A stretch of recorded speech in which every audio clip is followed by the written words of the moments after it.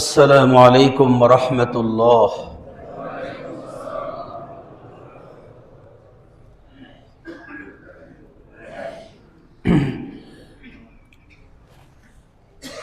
نحمده ونصلي على رسوله الكريم، أما بعد فأعوذ بالله من الشيطان الرجيم. بسم الله الرحمن الرحيم.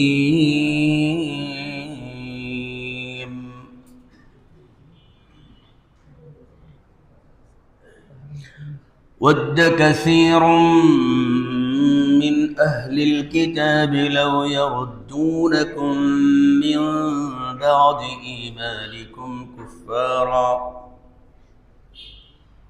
حسدا من عند. صدق الله مولانا العظيم وصدق رسوله النبي الكريم، ونحن على ذلك لمن الشاهدين والشاكرين، والحمد لله رب العالمين.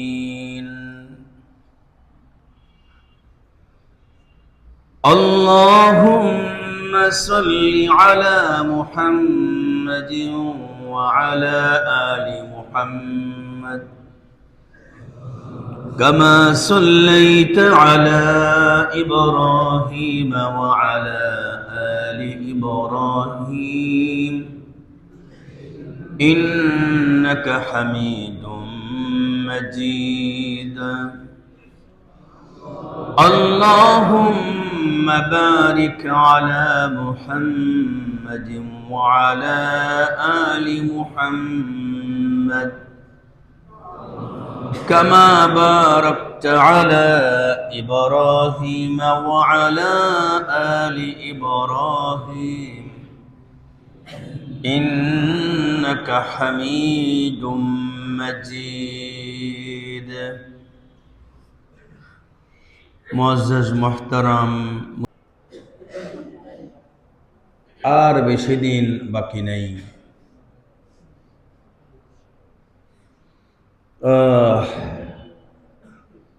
ওই যে প্রস্তুতি ওয়ালা কাজ আর প্রস্তুতি ছাড়া কাজ,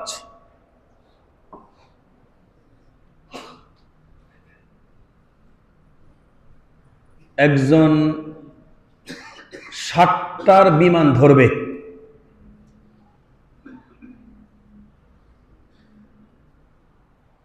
সকাল ৭টায় বিমান ছাড়বে, সেই মানুষটা বনশ্রী থেকে এয়ারপোর্টে যাবে। রাস্তাতে কতক্ষণ লাগবে এতটুকুন সময় হাতে নিয়ে বের হতে হবে। আবার বিমানে এয়ারপোর্টে ইমিগ্রেশন করার জন্য যেই যে কাজগুলো আছে, পাসপোর্ট, ভিসা, আরো যা কিছু আছে, এগুলো নিজেকে রেডি করার জন্য, ঢুকানোর জন্য সব কিছুকে রেডি করে তারপরে রওনা করতে হবে।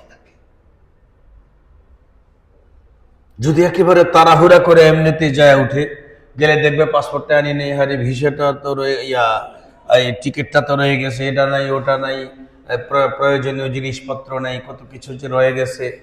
এটা হলো তাড়াহুড়ার কাজ।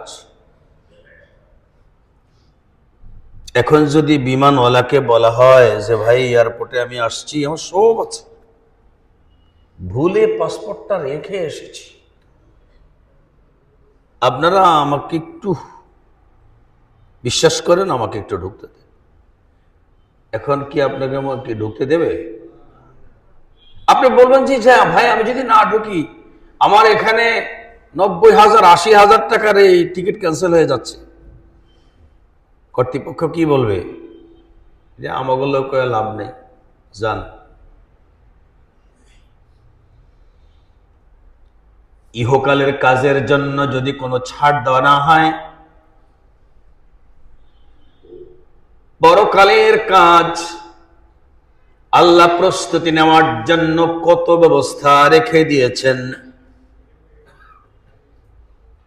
এক হলো কোনো জ্যাম লাগবে না, তাড়াতাড়ি কেমনে তুমি পার হয়ে যাবে সেই রাস্তা রেখেছেন কে? কোনো কারণে যদি প্রস্তুতি নিতে দেরি হয়, নিজকে যদি সাজাইতে যদি দেরি হয়, আল্লাহ কয় বান্দারে আমি তোর জন্য শবে বরাতের 15 তারিখে একটা অফার রেখে দিলাম। 1.5 মাসের তুই রেডি করতে যদি বিলম্ব করিস, 1.5 মাসের বিলম্ব করার কারণে আমি আল্লাহ তাআলা তোরে লাইলাতুন নিসফি মিন শাবান, বারাতের রাত্রিতে আমি সবকিছু তোর থেকে গুছিয়ে নিব।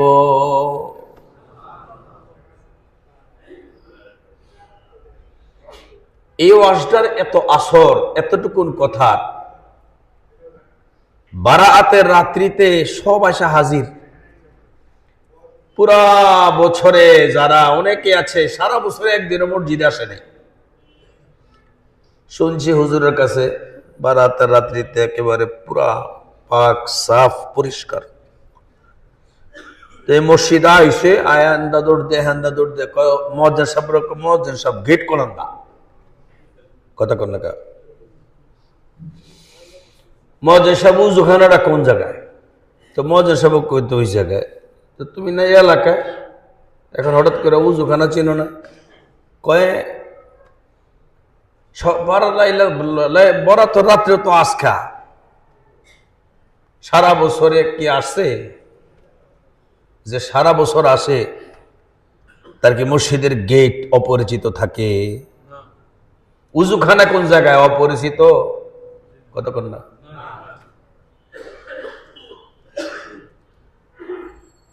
কোন প্রস্তুতির জন্য আপনি লাইলাতুন নিসফি মিন শাবানে আসবেন?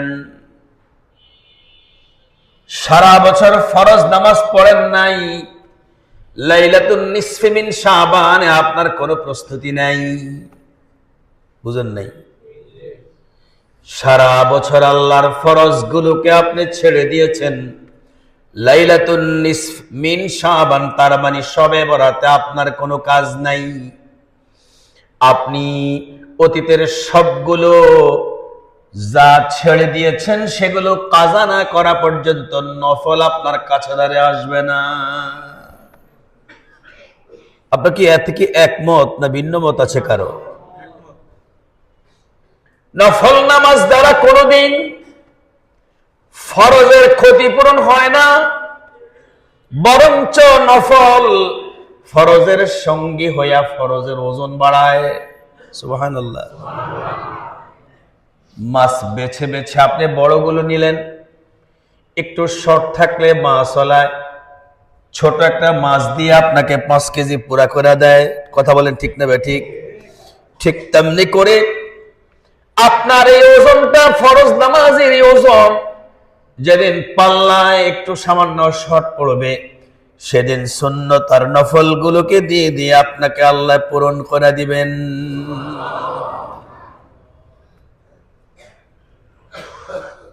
তার মানে শবে বরাত,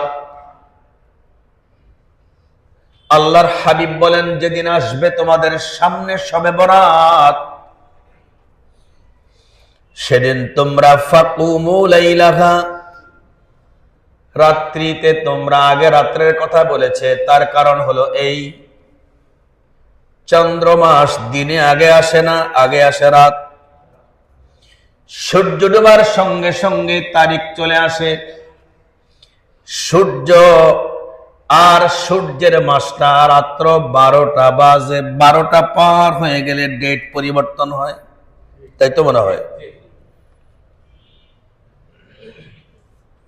কয়েক ঘন্টার ডিফারেন্স মাত্র।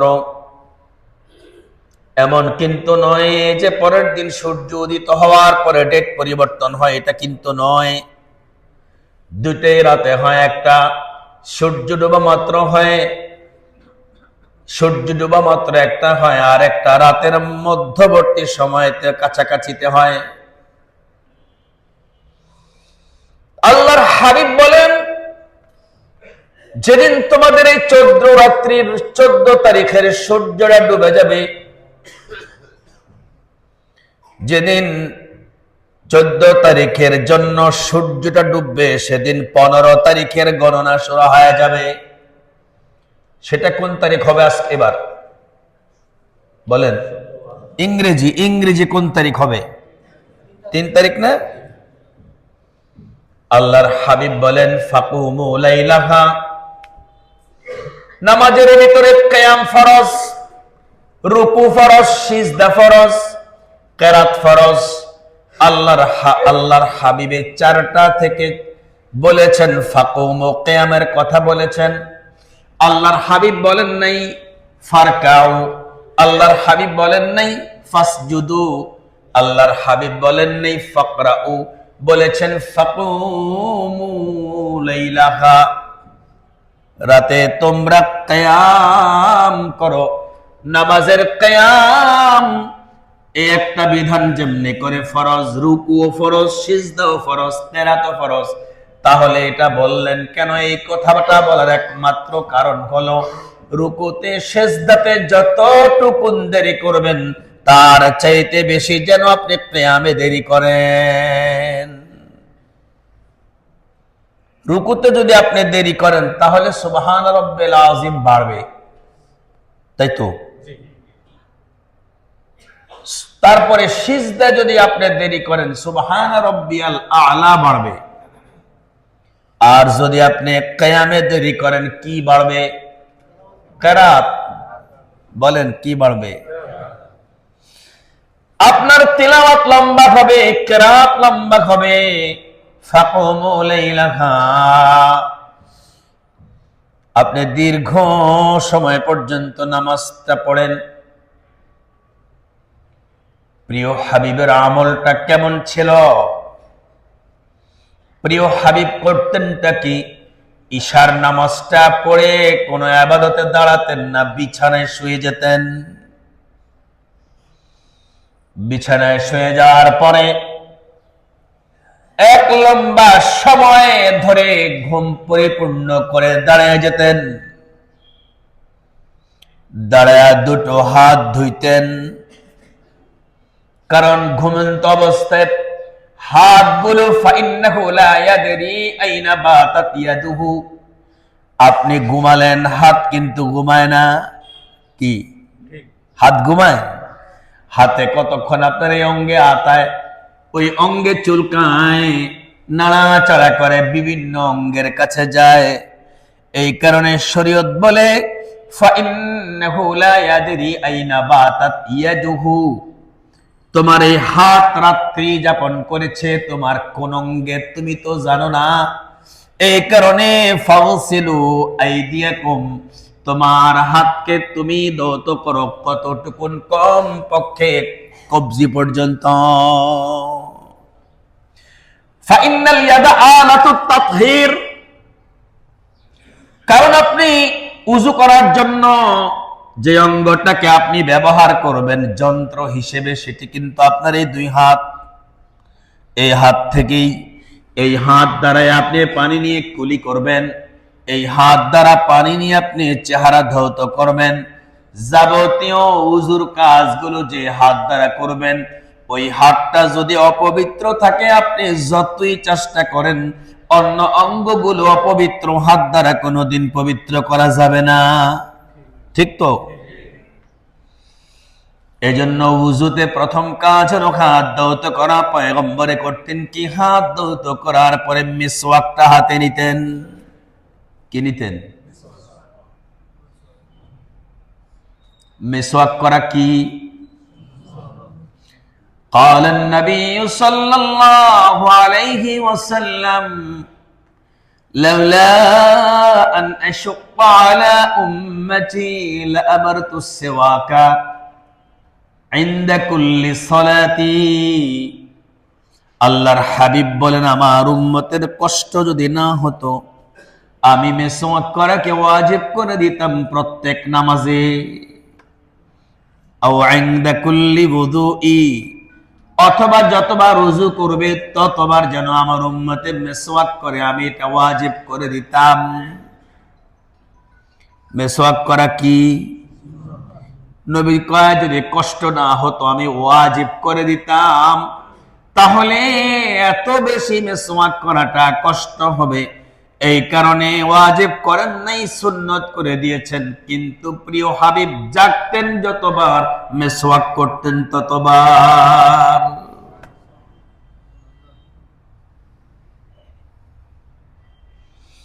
শুধু দাঁতের মেসওয়াক নয়, ইস্তাকান নবী সাল্লাল্লাহু আলাইহি ওয়াসাল্লাম হাত্তা বুঝেননি? জিহ্বার মধ্যে হাত লাগায়া যখন বারবার কেবল মেসওয়াক করবেন, ওইখানে আবার মেসওয়াকের ডালার দরকার নেই, এই হাতটাই যথেষ্ট। নখ কাইটা না নখ রাখা, লম্বা লম্বা নখ রাখছে যে, ওর কিন্তু জিহ্বাটা খুবই দুর্গন্ধ। কথা কন না কা? কারণ হলো নখের দ্বারা জিহ্বার ভিতরে যে আরেকটা স্টেশন জিহ্বা আছে, যাকে আল্লাহ কোরআনে বলেছেন আল্লামাহুল বায়ান,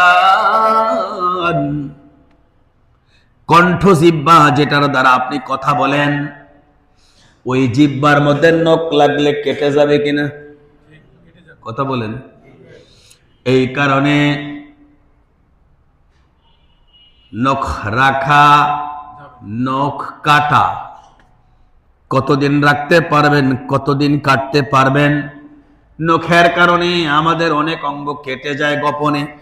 যার বাম হাতের নখ কাটে না, ওই যে পানি খরচ করতে গেলে নখের দ্বারা তার ওই মসৃণ চামড়া যদি কেটে যায়, পাইলসের সম্ভাবনা থাকে। সম্ভাবনা নয়, বরঞ্চ ইয়াকিন। তার কারণ ওই মলদারি নিতম্বের ওই পাশের জায়গা এত নরম, এত মুলায়েম, এত তুলতুলে নরম, সামান্য একটু ঘষা লাগলে কেটে যায়। কেটে যাওয়ার পরে পেটের ভিতর থেকে ছোট ছোট কীড়ার আয়সা ওই জায়গা খাদ্য খোঁজে, পেটের ভিতরে খাদ্য খোঁজে না। এতে করে যতবার বের হয় অতবার উযু ভেঙে যায়। কত বলেন? পেট থেকে যতবার বের হবে ততবার উযু ভেঙে যাবে।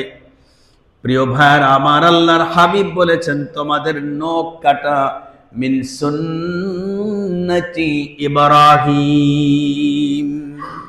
সুবহানাল্লাহ।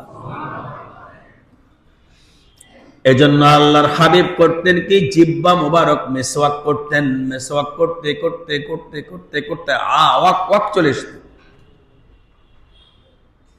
যে সমস্ত অঞ্চলের মানুষেরা এই আমলটা করে না, আপনি তাদের পাশে উযু করতে বসলে আপনার নিয়ে তার ভিতরে কেউ কি কথা কন, বাস্তবিক কথা না।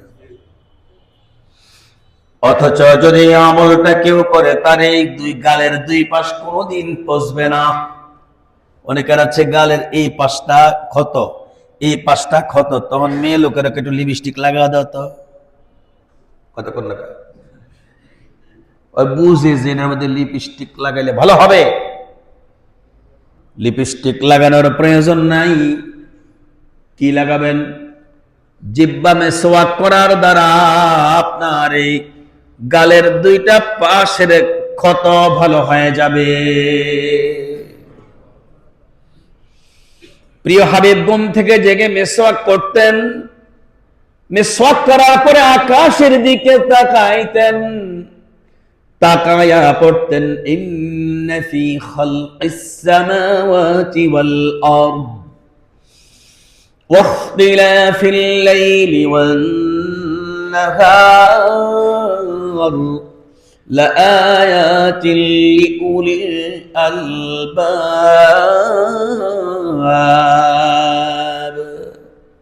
الذين يذكرون الله قياما وقعودا وعلى جنوبهم ويتفكرون في خلق السماوات والأرض ربنا ما خلقت هذا باطلا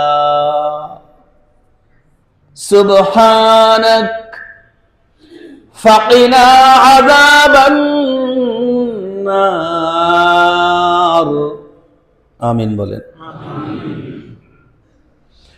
প্রিয় হাবিব আসমানের দিকে তাকায় এই কথাগুলো বলতেন।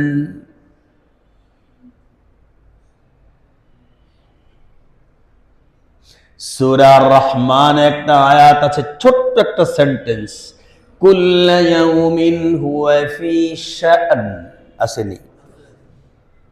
কুল্লা ইয়াউমিন হুয়া ফি শাআন ফাবিআইয়ি আলাই রাব্বিকুমা তুকাযযিবান। কি অর্থ? আল্লাহ প্রতি সেকেন্ডে সেকেন্ডে নতুন নতুন কাজ দেখান। সুবহানাল্লাহ।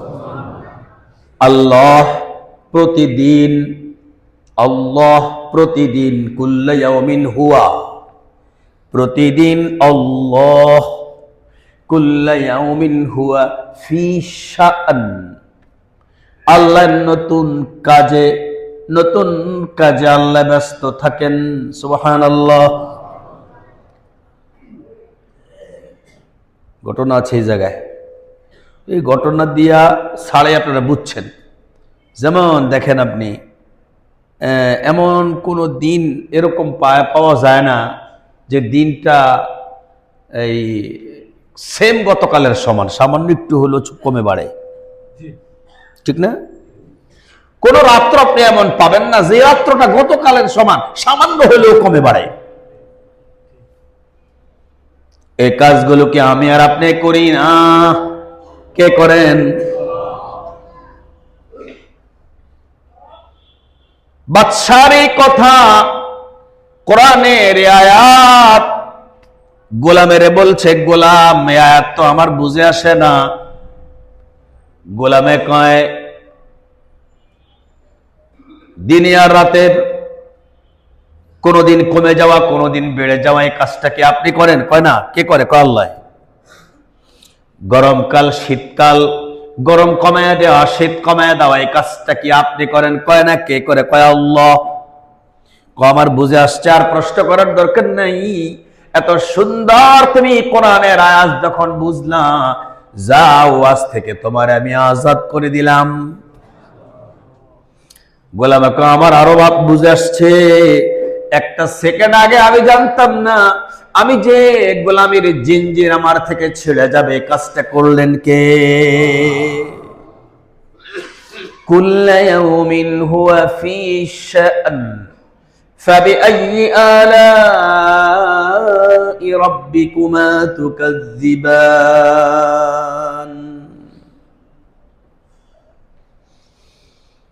তাহলে শবে বরাতের এই রাত্রিতে আমরা নবীজির এই আমলের মতো আমল করব। নামাজ পড়ে, ইশা পড়ে শুয়ে যাব। খাবার কিন্তু খাওয়ার চেষ্টা করব আগেই। যদি আগে খাবারের যদি সুযোগ না পাই, ইশার পরে যদি খাবার খাই, তাহলে খাবার খেয়ে শুয়ে যাব না। কিছু 10-20 মিনিট হলেও কিছু একটা ইবাদত করার পরে ঘুমাবো। তাহলে এখানে প্রিয় নবীজির আরেকটা সুন্নতের আমল হবে। হযরত ইয়াহইয়া, হযরত ইদ্রিস আলাইহিস সালাতু ওয়াস সালাম খুব খুশি। জিজ্ঞেস করে, কয় তুমি এত খুশি কেন? কয় আল্লাহ আজকে আমারে ওহীর দ্বারা পাঠায়া বলছে, ইদ্রিস আমি আল্লাহ তোমার প্রতি সন্তুষ্ট হয়ে তুমি 1 রাকাত নামাজ পড়লে আমি তোমাকে সওয়াব দিব 2 রাকাতের। তুমি 2 রাকাত নামাজ পড়লে আমি আল্লাহ তোমারে সওয়াব দিব 4 রাকাতের। তুমি 10 রাকাত পড়লে আমি আল্লাহ তোমারে সওয়াব দিব 20 রাকাতের। ইদ্রিস আলাইহিস সালাম খুব খুশি। আল্লাহ আমাদেরকে আর আপনাকে বলছে, বান্দারে তোমার জন্য ইদ্রিসের সমান সওয়াব নয়, বরঞ্চ তুমি যে কোনো আমল করো মিনিমাম সর্বনিম্ন তোমার বাজেটে আমি আল্লাহ রেখে দিয়েছি 1/10। ইদ্রিসকে দিলাম 1/1, তোমারে দিলাম 1/10। ইদ্রিস পেরেশান হয়ে শুধু আমল করতেছে। তোমার আমি 1-10 দিলাম, তোমার আমল কই? তোমার কি বিশ্বাস লাগে না তুমি যে আমলের মাধ্যমে অনেক বেশি সুখের জীবন পাবে? কে তোমার বিশ্বাস লাগে না? আসল কথা কি, এই সব কিছুই আমরা লাইলাতুন নিসফি মিন শাবানে ইনশাআল্লাহ আমল করব। তবে করব যে ইল্লা লিমুশরিকিন আও লিমুশাহিন, দুটো শব্দ, যাতে আমলে করে কোনো কাজ হবে না। বান্দার ভিতরে যদি দুইটা দোষ থাকে, দুইটা খারাপ জিনিস যদি থাকে, বান্দার থেকে কোনো আমল নেওয়া হবে না। এক নম্বরে হলো ও নিজে মুসলমান, কিন্তু অন্য ধর্মের লোকদের মতো ইবাদতে তাদের মন্দিরেও যায়, গির্জায়ও যায়, অবশ্য মাথা ঠেকায় না, মুখ দ্বারা স্বীকার করে তাদের খোদা মঙ্গল দেয়, এই কথাটাও স্বীকার করে। রাসূলে পাকের জামানায় এমনও কাফের ছিল, তারা মাথা ঠেকাতো না, শুধু ঈমান রাখতো, এটারে আমরা মানি, পরকালে এটা আমাদের কাজে লাগবে। আল্লাহ কয় এমনও কাফের আছে, আল্লাহ কয় এমনও কাফের আছে, ওরা শুধু এতটুকু আকীদা রাখে যে এই প্রতিমাগুলো পরকালে বিপদে পড়লে আল্লাহর কাছে মধ্যস্থতায়, আমাদের মধ্যস্থতায়, অর্থাৎ তাদের উসিলায় আমরা আল্লাহর কাছে পার পাব। নাউযুবিল্লাহ। ইল্লা লিয়ুকাররিবুনা ইলাল্লাহ, ইল্লা লিয়ুকাররিবুনা ইলাল্লাহি যুলফা। ভায়া মিডিয়া বিয়ে হইতে ঘটক লাগে না? কয় দুনিয়ার জগতে মিডিয়ার যত কাজ আছে, পরকালের জগতে অন্য কোন মিডিয়া কোনো কাজ করতে পারবে না। পরকালের মিডিয়া ভায়া হলো এই প্রতিমাগুলো। নাউযুবিল্লাহ। আল্লাহ কোরআনে বলে দিয়েছেন, ইল্লা মান আতাল্লাহ, ইল্লা মান আতাল্লাহ বিকলবিন সালিম।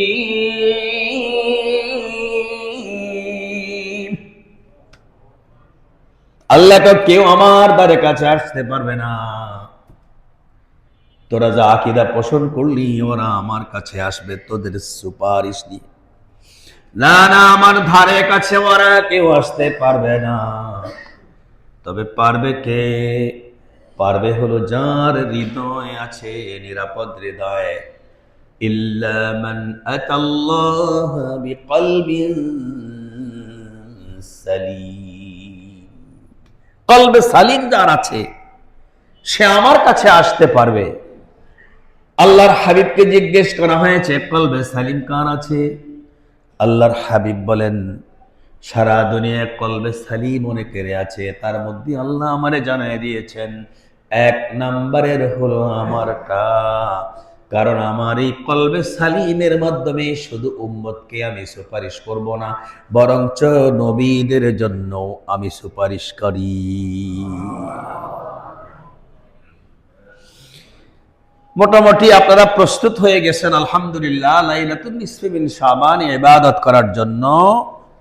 এখন আমাদের আপনাদের কাজ কি? কাজ হলো নিজকে রেডি করে ওই দিন যাওয়া। রমজান মাসে তো আমরা নিজকে প্রস্তুত করছি, এর মধ্যে এই রাত্রে আমরা অনেক বেশি কিছু পাওয়ার জন্য আমরা আত্মনিয়োগ করব। আমাদের যদি কোনো উইক পয়েন্ট, উইক সাইড যদি থাকে, ডিলিট করব কিনা? আল্লাহর হাবিব বলেছেন 1 নম্বরে লিমুশরিকিন ইল্লা লিমুশরিকিন, সাবধান, আল্লাহর পাশাপাশি কেউ যদি সামান্য শিরিক করো সেই দিন তোমাকে নেওয়া হবে না। আউলি মুশাহিন, যার ভিতরে হিংসা বিদ্বেষ থাকবে, তার থেকে কিচ্ছু নেওয়া হবে না। আসেনি হিংসা বিদ্বেষ? হিংসা আর বিদ্বেষ কি? অর্থাৎ অন্য কারো ভালো দেখলে এর অবস্থা খারাপ হয়ে যায়, আর কিচ্ছুর দরকার নাই। একজন হিংসুকের আর দুঃখের কোনো দরকার নাই, আর এই দুঃখটাই অনেক বড় দুঃখ।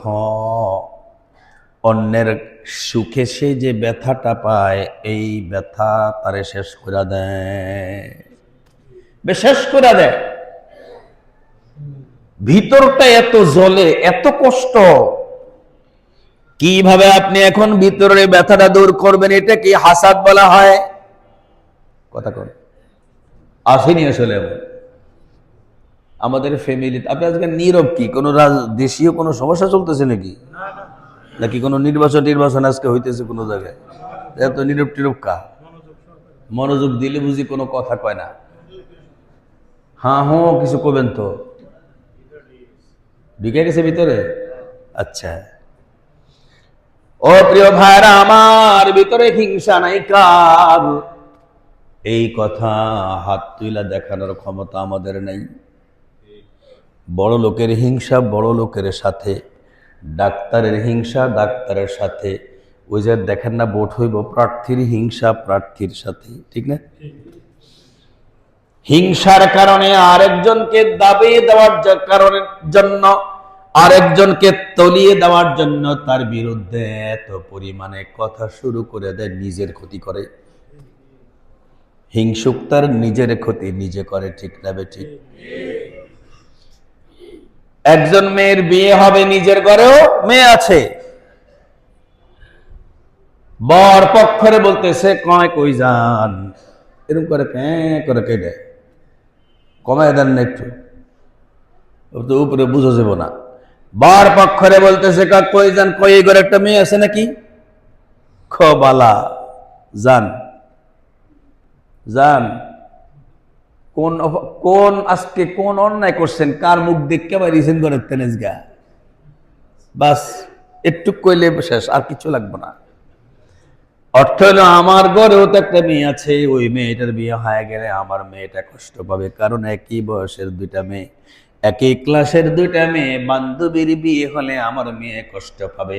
এই কারণে বাবা হিংসায় পড়ে নিজের আমল বরবাদ করতেছে। আছে না নাই? বলেন অভাব নাই? একই ক্লাসে পড়েছে, একত্রে মেট্রিক পাস করলো, একত্রে এসএসসি এইচএসসি শেষ করে কলেজে পড়তেছে। হঠাৎ করে বান্ধবীর বিয়ের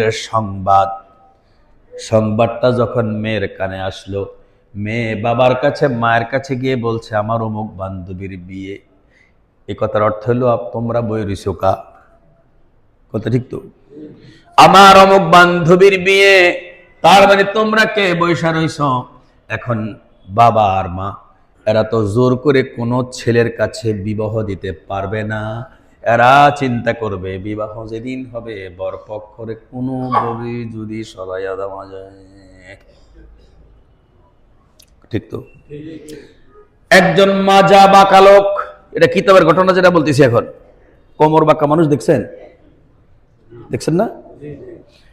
ওই লোকটারে একজন বিদ্বান লোক প্রশ্ন করছে, কয় তোমার মনের ইচ্ছাটা কি এমন যে তুমি সুস্থ হয়ে দাঁড়ায় দাঁড়ায় হাঁটো, এটা কি পছন্দ করো, নাকি দুনিয়ার সব সোজা মানুষগুলো বাঁকা হয়ে তোমার মতো হাঁটবে, এটা পছন্দ করো? কয় আমার সোজা হওয়ার দরকার নাই, সোজারা বাঁকিয়ে গেলে ভালো হয়। কিতাবের ঘটনা, কুজা পোস্টসুদান, ফার্সি ভাষার একটা কিতাব, কুজা পোস্টসুদান। কারণটা কি? তুমি সুস্থ হলে সোজা হয়ে হাঁটবা, এটা তোমার কাছে কেন ভাল লাগে না? বাঁকা হয়ে গেলে সব মানুষ, তোমার লাভটা কি? আর কোনো লাভ না হোক, আমি বাঁকা অবস্থায় তো আমাকে দেখে নেই, কেমন লাগে? ওই সবগুলো মানুষ যদি বাঁকিয়ে যায়, ওরা এতদিন আমারে নিয়ে যেই মজা করছে, আমি একটু মজা করব। এই হায় হায় হায়, হিংসার ওয়াজের অভাব নেই, অনেক আছে। এক সাহাবী মসজিদে নববীর দিকে আসতেছেন, এবার একটা ওয়াজ দেব, ভিটামিন ওয়াজ। কি ওয়াজ? ইতোমধ্যে আল্লাহর পয়গম্বর উপস্থিত সাহাবায়ে কেরামকে বলছেন, ও আমার সাহাবায়ে কেরাম, অল্প কিছুক্ষণের মধ্যে এক সাথী তোমাদের আসবে, তোমাদের একজন সাথী আমাদের এই মসজিদে প্রবেশ করবে, যে মানুষটা মিন আহলিল জান্নাহ। সুবহানাল্লাহ। ওই মানুষটা জান্নাতি মানুষ। সাহাবায়ে কেরাম সব কিছুর গবেষণা ছেড়ে, অন্য মনস্ক যত কিছু আছে সব কিছু ছেড়ে ওই এক ব্যক্তির দিকে আকর্ষিত হয়, একেবারে সম্পূর্ণরূপে অপেক্ষায় আছে, দেখি কে ঢুকতেছে। জান্নাতি মানুষ। এমন একজন মানুষ প্রবেশ করতেছে, আসলে উল্লেখযোগ্য কেউ নয়, আবু বকর নয়, ওমরও নয়, ওসমান নয়, আলীও নয়, আব্দুল্লাহ ইবনে আব্বাস নয়, আব্দুল্লাহ ইবনে ওমর নয়, আব্দুল্লাহ ইবনে মাসউদ নয়, মুআয ইবনে জাবাল নয়, আবু মুসা আল আশারিও নয়, যায়েদ ইবনে সাবিত নয়। এই 10 জন ছিল উল্লেখযোগ্য ইলমের অধিকারী, এরা কেউ নয়। তাহলে কে কয় উল্লেখযোগ্য কেউ নয়? সাহাবী যখন প্রবেশ করার পরে মনে মনে চিন্তা করে, এই মানুষটা কি আমলে জান্নাতি, আমরা প্রিয় নবীকে জিজ্ঞেস করে দেখব কি আমল সে করে। লোকটি চলে যাওয়ার পরে, কাজ সেরে চলে যাওয়ার পরে সাহাবায়ে কেরাম বলছেন, ওগো আল্লাহর রাসূল, বলা যাবে কি ওই মানুষটা কোন আমলে জান্নাতি? নবী বলতেছেন, সাদ্দিদু ওয়া কারিবু, জান্নাতের লিস্ট আগে দিয়ে রাখছি, প্রতিযোগিতা করো। যা যা লিস্ট আগে দিছি সেগুলো করো। ডাক্তার কয় না যে নতুন ওষুধ দিব না, আগের ওষুধ চালান, বুঝেন নাই? পরের দিন আবার পয়গম্বর বলছেন, ইত্তবসরে আসছে একজন মানুষ, যেই মানুষটা মিন আহলিল জান্নাহ, যেই মানুষটা জান্নাতি। সাহাবায়ে কেরাম তাকায়া দেখলেন কালকের মানুষটাই তো। ঠিক তৃতীয় দিনও বলছে পয়গম্বর একই কথা এক ব্যক্তির ব্যাপারে। 3 দিন পার হওয়ার পরে এই কয়েকজনের মাঝ থেকে একজন ওই ব্যক্তির পিছু নিয়ে মসজিদ থেকে বেরিয়ে গেলেন।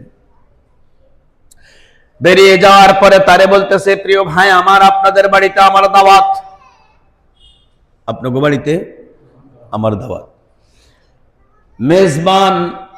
এখন তো আমরা মেহমান হইতে চাই না লজ্জায়, কারণ কেউই মেজবান হইতে চায় না। কথা কর না কেন? আগের যুগে মানুষেরা গরিব ছিল, ম্যাক্সিমাম মেজবান হইতে চাইতো, মেহমান হইতে বেশি চাইতো না। কারণ মেহমানে রহমত নিয়ে আসে, রহমত নিয়ে আসে মেজবানে, আরে মেহমানে, এই কারণে মেজবান যেতে, আর মেহমানে যাইবার সময় তাদের গুনাহগুলো নিয়ে চলে যায়। আল্লাহু আকবার। এই কারণে আগের যুগের মানুষেরা মেজবান হইতে পছন্দ করত, আর এখনকার যুগের মানুষেরা মেজবান হইতে পছন্দ করে না। কথা বলেন না কেন? যখন বলেছে আমি আপনার বাড়ির মেহমান হব, কয় আল্লাহ শুকর, আলহামদুলিল্লাহ। তার কারণ তিনি জানেন মেহমান যে হবে, মেহমানের বরকত রহমত নিয়ে যাবে, আবার তাদের ঘর থেকে গুনাহ এবং বেবরকত নিয়ে আসবে।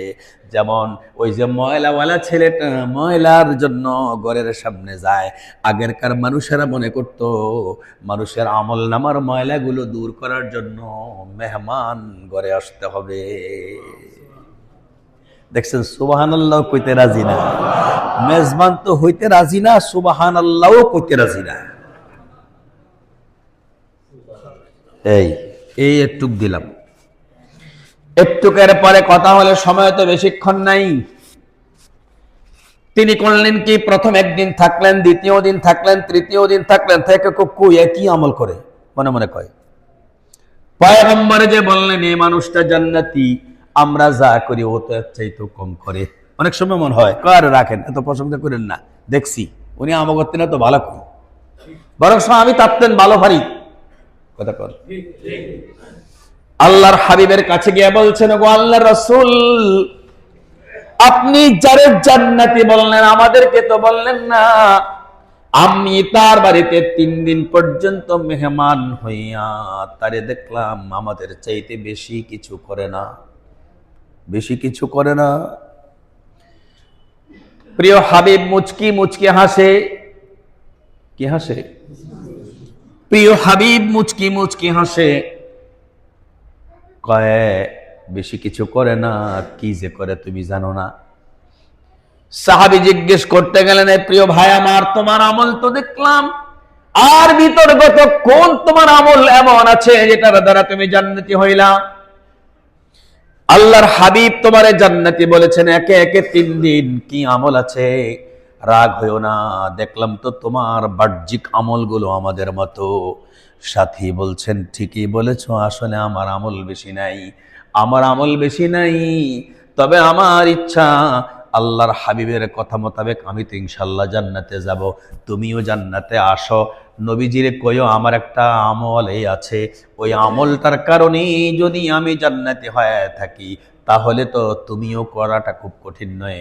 কয় সেটা কি? কয় সেটা হলো প্রত্যেক দিন আমি যখন বিছানায় শুইতে যাই তখন আমি আমার আল্লাহকে ডাইকে কই, আল্লাহ পাক, কে আমারে কোন জায়গায় কষ্ট দিয়েছে, কে আমাকে কিভাবে দেখেছে, আমি সবাইরে মাফ করে দিলাম। আল্লাহ, কোনোদিন যেন কাহারও ব্যাপারে আমার অন্তরে বিদ্বেষটা সৃষ্টি না হয়, আপনি আমারে ক্ষমা করে দেন। এবার সাহাবী বলছেন, গো আল্লাহর রাসূল, ওই সাহাবীটাই এই কথাটা বলেছে, এটাই কি কারণ? নবী মুচকি মুচকি হাইসা বলছেন, তিলকা বিতিলকা। আরবি তো অনেক কিছুই জানেন, এই ছোট দুইটা শব্দ কোন, তিলকা বিতিলকা। হ্যাঁ, তার ওই আমলের কারণেই এই জান্নাত, ওই আমলের বিনিময়ে ওই জান্নাত। আল্লাহু আকবার বলে। তিলকা বিতিলকা মনে থাকবে তো? তাহলে এখন আমাদের কাজ কি হবে? রাতে একটা আমল করব আজকের থেকে, সেটা কি? বালিশের উপরে মাথা রেখে কটা পর্যন্ত পড়ব? বালিশের উপরে মাথা রেখে প্রথমে এই কথাটা বলবো। এখন এই কথাটা বলবে কে? একজনই এই কথাও বলে পরদিন সকালবেলা আরেকজন মানুষের রাস্তায় দেখলে মুখ ফিরা তাদাবারু তাদাবারু তাদাবারু। কথা বলেন, কদুরও আর্থিক দেখি চাইতাম না আমি মুখটা ফিরে তার পিছনটা দিয়ে দেই। আসেনি কোন?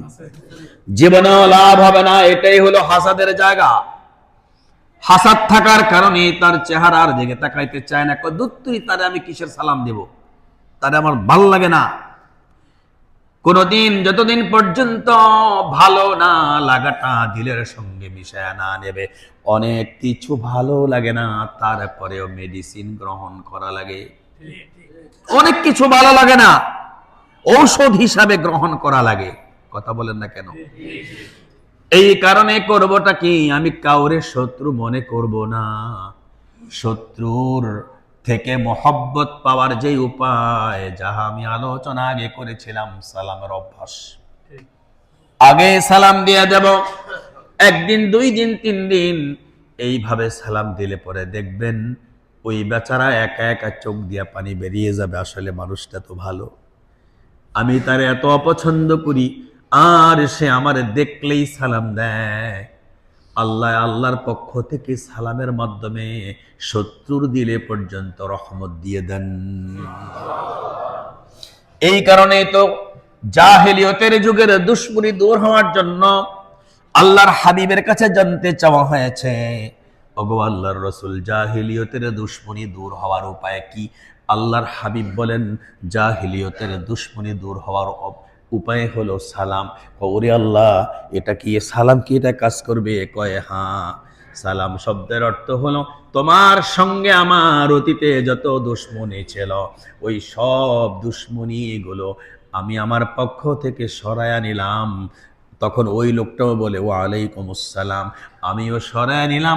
আজ থেকে একজন আরেকজনের দুশমন নয়, বরঞ্চ বন্ধু। বরঞ্চ কি? লা তাবাগাদু। আল্লাহর হাবিব বলেন, বুগজ করো না, পরস্পরে বুগজ করো না। আমি শুরুতেই বলেছিলাম যে আরেকজনের ভালো দেখলে যদি মনে কষ্ট লাগে, বুঝতাম আমি একটা হিংসু। বাস্তব তো। আপনি বাজারে গিয়া বড় একটা মাছ কেনার পরে দেখবেন অনেকের চোখ খাড়া হয়ে যায়, টাকা পায় কই? কথা কোন? বাস্তব নেই। দামি জিনিসটা আপনি যদি কিনে যদি আসেন, অনেকেরই মিজাজ খারাপ হয়। এই জায়গাগুলোতেই নিজেরে আমি পরীক্ষা করে দেখতে পারি আসলে আমি হিংসুক কিনা। আল্লাহর হাবিব বলেছেন, শবে বরাত আইব আর যাইব, এইবার আর কোনো লাভ হইব না।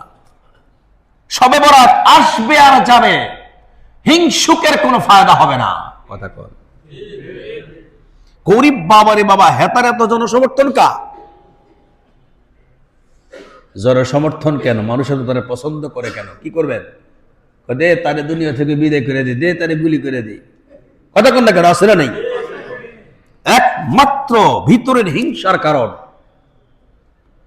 এজন্য শবে বরাত সামনে, হিংসা দাফন করার সময় হলো আমাদের কাছে এই 2-3টা দিন। কতটুকুন আমরা পারবো জানি না, বা জানে কে? আল্লাহ। তবে মনে রাখতে হবে, দিল যদি পরিষ্কার না হয়, আপনি যত জায়গায় জিম্মাদার হবেন, যত কাজের, প্রত্যেকটা জায়গায় ব্যবহার হয়ে যাবে। আমি আপনাদেরকে মনে হয় আগে শুনেছিলাম, ওই যে আনার ফল চেনেন? কি? বড় ডালিম। বড় ডালিম হলো আনার, আর ছোট আনার হলো ডালিম। এমনই তো কথা নাকি? সাইজ যদি ছোট হয় ডালিম, সাইজ যদি বড় হয় আনার, জিনিস একই। ওই যে আঙ্গুরের মোনাক্কা, সাইজ যদি বড় হয় মোনাক্কা, সাইজ যদি ছোট হয় আঙ্গুর, এমনই তো নাকি? আর একটা আছে ভিতরে বিচিওয়ালাটা মনে হয় মোনাক্কা, না জানি না, আল্লাহ জানে। আমার কাছে আঙ্গুরের মতোই লাগে, ভিন্ন। আচ্ছা যাক, খাওয়াই একদিন দেখবো কোনটা কি।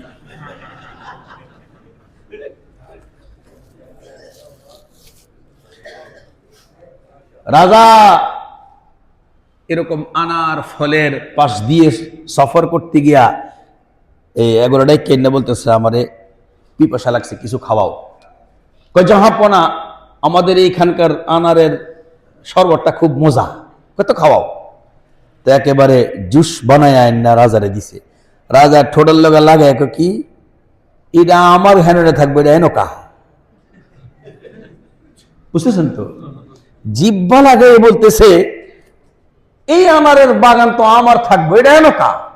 আচ্ছা যেখানে হোক, এনেই থাকবে, মালিকানা এটা আমার হবে। এটা করতে করতে গিলতে গিলতে সব খাইছে। খাওয়ার পরে বলতেছে, জাহাপনা আর কি? কয় হ, আরেক গ্লাস খাবা, মজাই তো লাগছে। তবে এই টাকটা এমন জুস যে পরিমাণে হয়েছে, ওই গাছ থেকে আইনো। কয় জাহাপনা দোয়া করবেন, আমার প্রত্যেকটা গাছের আনারের জুসের পরিমাণই এমন। রাজা কয়, বাবা তাহলে এক গাছ তো নিব না, নিব তো সব গাছ। কি নিব? তো সব গাছ। তো মনে মনে জোরে তো কয় না, সব দিলের কথা। জুস করে যখন জুস করে আনছে, এখন দেখে গ্লাসের তলায় একটুখানি সোবা সাবা। রাজা কবে আদব, ধোকাবাজি করার জায়গা পাও না। তোমরা বলছি আগের গাছ থেকে আনতাই দেখে অন্য গাছের? কয় না স্যার। তাহলে আগেরটা এমন, এখনকারটা এমন? মালিক বলতেছে, স্যার আমারও দোষ না, আপনারও দোষ না। আমি যতটুকুন বুঝি আল্লাহর হাবিবের হাদিস থেকে, আমাদের এই দেশের যিনি রাজা, এই মুহূর্তে কোনো না কোনো জুলুমে তিনি ব্যস্ত আছেন। এবার যে রাজা, এটাই লোক জানে না। আমাদের দেশের যে রাজা, কোনো না কোনো জুলুমে ব্যস্ত আছে। তার জুলমের কারণে এমনটা হয়েছে। এখন রাজা চিন্তা করতেছে, সর্বনাশ, আমি রাজা, ও যদি জানতো তাহলে তো আজকে আমার উপায় ছিল না। যাক, পরিচয় দিব না। চাইছিলাম পরিচয় দেব না, দিতাম না। ঠিক আছে, নিয়ত মনে মনে পরিবর্তন করে ফেলছে। না, ওই আমার ভিতরের খারাপির কারণে তার বাগানের ফল এফেক্টেড, আর সে জানে রাজার কারণে। ও তো এটা জানে না আমি যে রাজা, যে আল্লাহ গোপন রাখছে, সে আল্লাহর ওয়াস্তে আমি ওর ডাওরে দিয়ে দিলাম। এবার পরীক্ষা স্বরূপ আরেক গ্লাস খাওয়া দেহি। এখন ওই বেটা গিয়ে আর একটা সিরা যখন চিপ আনছে, এখন থেকে আগের তেল আরো বেশি। আল্লাহ আকবার একজনে কইছে, আর বাকিরা সব ছায়া খায়। হুজুর 5 মিনিট তো ভারে গেছি, কি যে ভালো সেটা কেমন দাওয়াত আছে নি কারো। পরে খাইতাম না ভানি, কফি খাম একটু পরে যাই। পরে গিয়া বলছে কি যে তুমি যে গাছ থেকে এখনই টানছো এটা কোন গাছ? স্যার একটু আগে জেনাতে রস ছিল না ওই গাছ, আর ওইটাও ওই গাছ যেটা আমি আপনি প্রথম শরবত খাইলেন। কিছু বুঝতেছেন না আপনারা? কয় এটা কেমনে এমন হইল? কয় স্যার সম্ভবত আমাদের রাজা মহোদয় জুলুম বন্ধ করে দিয়েছে। তাহলে এখন আসেন, আমার এই দিলের কারণে আমার সংসারের উন্নতি, আমার এই দিলের কারণে আমার সংসারের অবনতি। কথা কন। আর এগুলো সবচেয়ে বেশি হয় হলো শেয়ার। শরীরে কিছু কাজ আছে না, ওই কাজগুলোতে। আল্লাহ আমাদেরকে আমাদের দিল সহি করে লাইলাতুন নিসফি মিন শাবানের আমলগুলো করার তৌফিক দান করেন। এবং পরের দিন রোজা রাখা সম্ভব হইলে রাখবেন, নফল তো চেষ্টা করবেন। তার আগের দিনেও চেষ্টা করবেন 2 তারিখেরটা, এবং ওইটার পরের দিনও চেষ্টা করবেন। ও তার আগে 2 দিন 13, 14, 15 এই 3টা রাখলে আপনাদের কি হবে? আইয়ামে বীজের রোজা আদায় হবে। আল্লাহ তৌফিক দান করেন।